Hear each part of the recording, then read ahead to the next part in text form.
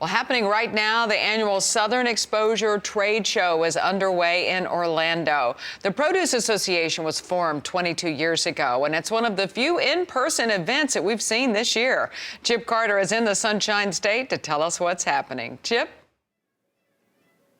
Thank you, Tammy. I am with Faye Westfall. She is an industry veteran and a Southeast Produce Council veteran.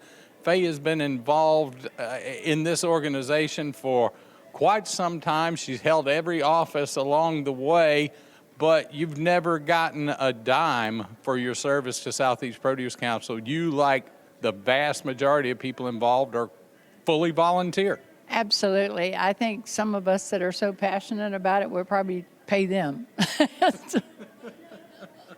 Now, you came into the organization as long as 15 years ago, and you started, when did you first get involved in SEPC leadership? Oh, in leadership, I've been here since the first show that they did, very small one, and we certainly came away from that. But leadership, probably the last like 15 years or so.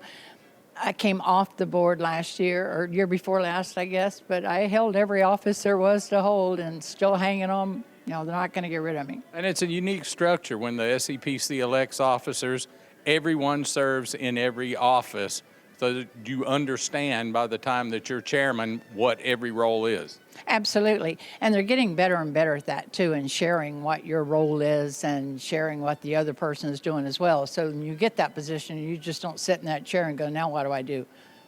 Now, you were an industry pioneer, females in the industry.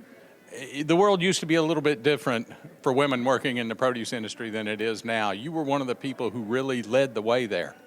Yeah, I guess I did. I even drove a tractor trailer, okay? So I have came a ways through all this produce, and it's the only industry in the world that changes like this does. Our climate changes constantly, and that's great. That's great.